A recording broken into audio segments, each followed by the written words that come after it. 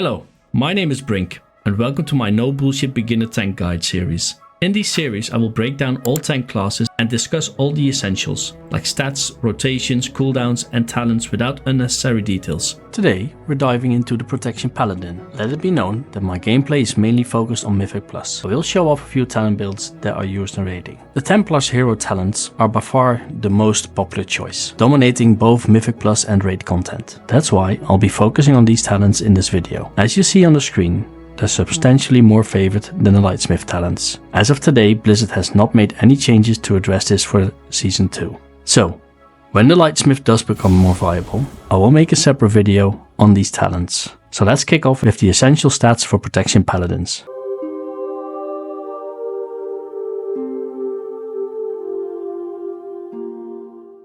The main stats for Protection Paladin. Strength enhances your parry chance and boosts the Shield of the Righteous armor and attack power. So basically it's scaling the effectiveness of your abilities. Armor directly reduces physical damage from non-bleed sources, while Paladin's specific armor multipliers make this even more impactful. Stamina increases your health pool, and block mitigates damage from attacks where you successfully roll a block on. The only place where you will find the block stat is on your shield slot. Secondary stats. Haste reduces the global cooldown, enabling faster holy power generation and more frequent Shield of the Righteous and Word of Glory uses. Mastery enhances your Divine Bulwark, granting damage reduction and block chance when standing in consecration. It also increases attack power for better damage scaling. Versatility provides similar to Mastery all-round benefits, improving damage, healing and damage reduction. It's considered generally less effective than Mastery for survival, but the good thing of versatility is it gives you those benefits without the need for you to stand in consecration. Critical Strike boosts damage and parry chance, particularly useful in melee heavy situations like Mythic Plus, though Mastery often outshines it defensively for magic heavy fights. Paladins benefit from armor, parry, block and block chance. In dungeons expect a slight reduction in parry and block chance, while in raids you'll see a 4.5% decrease due to enemy levels. So now we know what our stats do. What ones are the most important? For stats we heavily prioritize haste. More haste means lower cooldowns on these generators, and a faster global cooldown, making it our best stat by far. Crit has also become much more valuable, as it increases both our damage and our chance to parry melee swings. The stat is good for DPS in all situations, but for survival it shines when the damage you are tanking is primarily melee swings, which happens a lot in Mythic Plus. Next is Mastery, which is your best defensive stat after haste. It boosts block and provides flat DR while in consecration. Versatility is decent, but has fallen behind due to crit's new importance. In single target situation, versatility may still sim higher, but in Mythic Plus keys it's likely the lowest priority. There's a lot of debate, haste crit or haste mastery. You could go either way. It's up to you to decide what stat to go for. Ideally it is recommended to have two gear sets, one prioritizing haste crit for raids and such dungeons as Necrotic Wake, Arakara, Siege of Borealis or Mist. The other set with as much mastery as needed to achieve the 52% block chance for the remaining dungeons. But if you don't feel in danger of dying of magic hits and just want to do as much damage as possible, go for haste crit. Otherwise, if you don't care about your damage and just want to live and not rely on parry, go for haste mastery. I for one like doing as much damage as possible, so I will go for haste crit and let the healers deal with the incoming magic damage.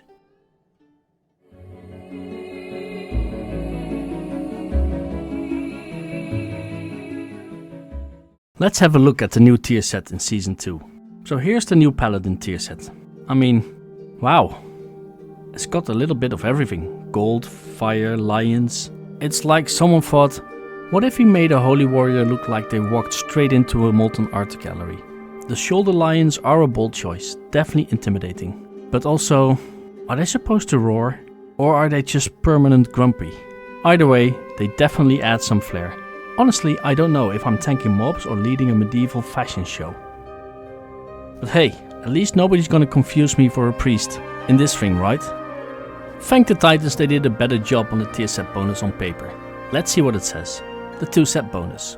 Each time you take damage, you have a chance to activate Luck of the Draw, causing you to cast Guardian of the Ancient Kings for an amount of seconds. Your damage done is increased by an amount of seconds after the Luck of the Draw activates. The 4 set bonus. While you have Luck of the Draw, Shield of the Righteous refunds 1 to 3 holy power, and it extends the duration of Luck of the Draw by half a second up to 10 seconds. So with this Goblin thematic, luck of the draw bonus, it feels like Blizzard turned our paladin into a regular at the casino. I can picture it already. We're standing between two lion statues, and instead of roaring, they start spinning like slot machines. We take a hit. Ching ching! Guardian of Ancient Kings activates for 4 seconds. And for the 4-piece, Shield of the Righteous feeds free holy power, basically for a way of feeding more coins into the machine to keep the luck streak going. Honestly, if paladins keep this up, we'll need a high roller table just for tanks. All jokes aside, I'm just curious who comes up with this shit. I'm not saying it's a bad set, but these random defensive procs for tanks, let's hope we have a lot of luck at the slot machines. Well, let's check out the impact of the gameplay.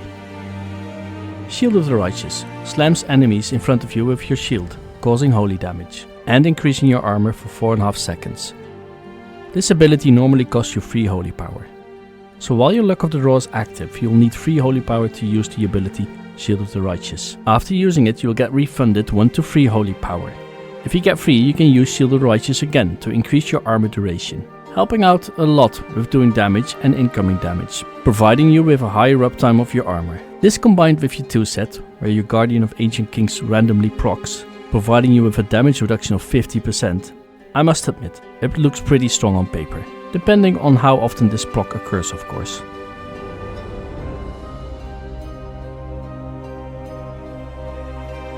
So with more Shield of the Righteous, what important talent synergies do we have in our kit?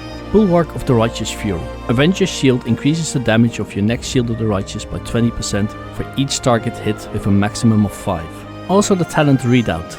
Shield of the Righteous increases your strength and stamina by 2% for 10 seconds, stacking up to 3 times. And then there is Shining Light. Every 3 Shields of the Righteous make your next World of Glory cost no holy power. So because of your 4 set, you won't just be able to do more damage, you'll also increase your armor and get more self-healing.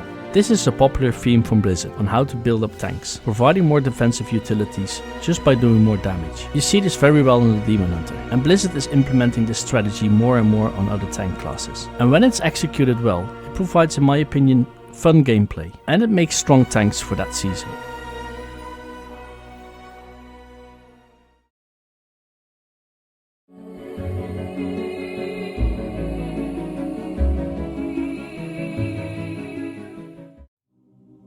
I don't expect the tier sets to have any impact on our talent builds. So for today's guide, I'll highlight 2 builds, one optimized for raiding and another for Mythic Plus. Both are included in the description below the video, alongside a heat map of popular talent choices to help you decide on adjustments. A few noteworthy talents include Consecrated Ground, expands the consecration area, increasing damage reduction and block chance, and slowing enemies within its bounds. An honorable mention for Final Stand. Instead of losing threat on all mobs, you taunt all mobs within 15 yards. And thanks to Unbreakable Spirit and Ufa's Council, its cooldown is lowered by 2.5 minutes. This combined with Resolute Defender, every holy power you spend, you will lower its cooldown even more, making this not an oops shit button anymore, but a really important defensive that you definitely use on a regular basis.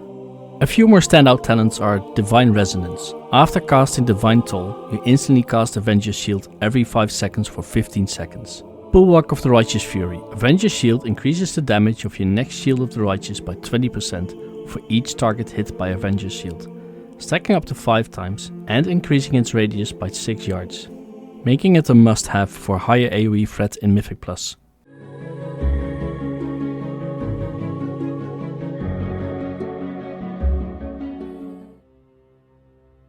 The Lightsmith talents offer a total of 11 talents, with 4 choice nodes, all revolving around the Holy Armaments. Your first talent pick, Holy Armament, grants you 2 key abilities, Holy Bulwark and Sacred Weapon. These abilities are the core of your rotation and shape the Lightsmith's unique playstyle. Most Lightsmith talents enhance this playstyle without adding unnecessary complexity. For example, Blessed Assurance increases the damage and healing of your next Blessed Hammer or Hammer of the Righteous every time you spend Holy Power. Meanwhile, Valiance introduces a subtle twist. When you consume Shining Light by using Word of Glory, you reduce the cooldown of Holy Armaments by 3 seconds. All of this you're doing already. These passive bonuses blend seamlessly into your current rotation, making the Lightsmith straightforward and intuitive. Okay, let's talk about the 2 key rotational changes you'll need to master. The first change is to actively use Holy Bulwark and Sacred Weapon as they become available. These abilities pack a divine punch, so don't let them be unused. The second change revolves around your Avenging Wrath, or Sentinel cooldown window. During this time, your focus shifts to generating as much holy power as possible. This synergy is crucial to maximizing the value of Blessing of the Forge, turning you into a relentless forge of light and power. Outside of these empowered moments, your rotation returns to normal. The Lightsmith is all about wielding the power of holy weapons with precision and purpose. While the new abilities and talents enhance your potential, the core gameplay remains familiar, making it easy to pick up and to master.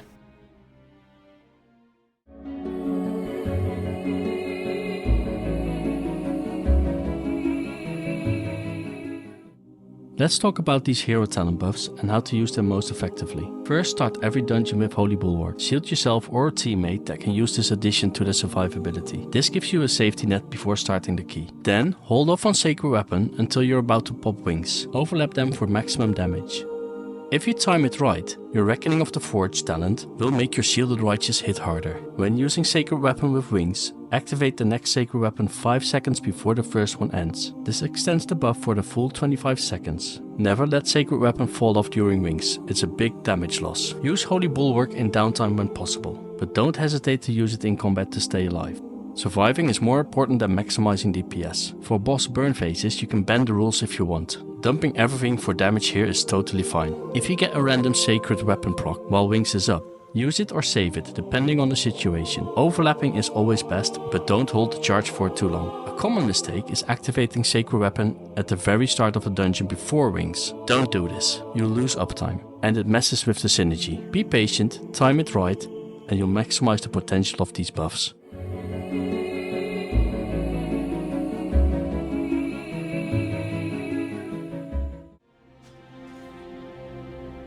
Let's dive into the high damage opener for Protection Paladins. This is how you maximize your cooldowns and set pace for battle. Pre-pull, start with Holy Bulwark. Then open with Avenger's Shield and immediately drop Consecration. Pop your big cooldowns, Avenging Wrath and Moment of Glory. Follow up with Divine Toll. Now use your Shield of the Righteous to burn all your holy power. If your tier set procs and gives you a holy power back, use it again. If not, cast Judgment and use a defensive like Eye of Tyr. Then cast Avenger's Shield and Judgment to prep for your next Shield of the Righteous, which hits even harder because of your Avenger's Shield buff.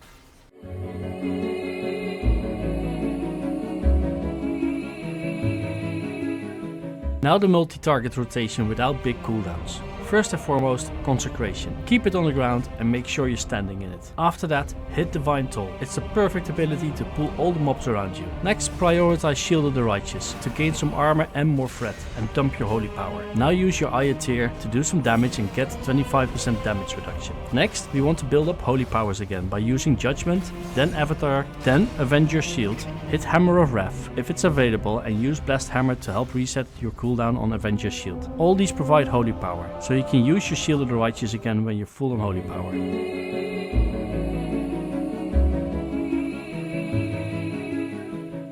For single target, there's not a big difference in rotation. It's not even considered wrong to use Divine Toll in single target, but you want to make sure it's off cooldown before going to the next pack, so just use Avenger's Shield instead, or even prioritize Judgment.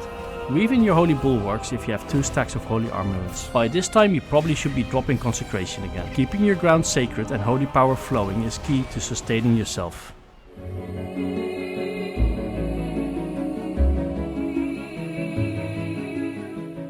Holy Power Mismanagement. Avoid overcapping holy power. You accomplish this the best by balancing Shield of the Righteous and Word of Glory. Make sure to track your shield uptime, so I would recommend using a recoil for this. Not using defensive cooldowns. Don't hoard defensive cooldowns like Guardian of Ancient Kings. Use them proactively in high damage phases, or even use your final stand bubble to AoE taunt your pack if you're losing threat. Poor Consecration placement. Proper placement is crucial for maximizing defensive benefits from Mastery Divine Bulwark. Ignoring self-heals. Word of Glory can be a game changer in tight situations, so don't leave it unused. That brings me to the last point, over-relying on healers. Use your toolkit to reduce the burden on your healers, especially during intense pulls.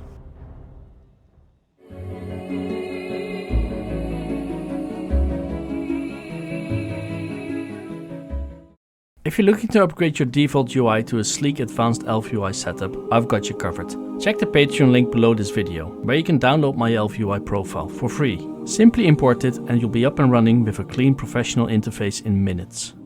Mastering your Paladin Toolkit. Finally, remember, being a great Paladin isn't just about keeping yourself alive. You have an incredible array of utility and healing abilities at your disposal, including a combat resurrection. Using these quickly and effectively can make all the difference in a tight dungeon run. To make this easier, I use an add-on called Cell. It's a customizable unit frame add-on that allows you to bind abilities to your mouse button. With it, you can heal, dispel, or even cast Lay on Hands on a teammate with just one click.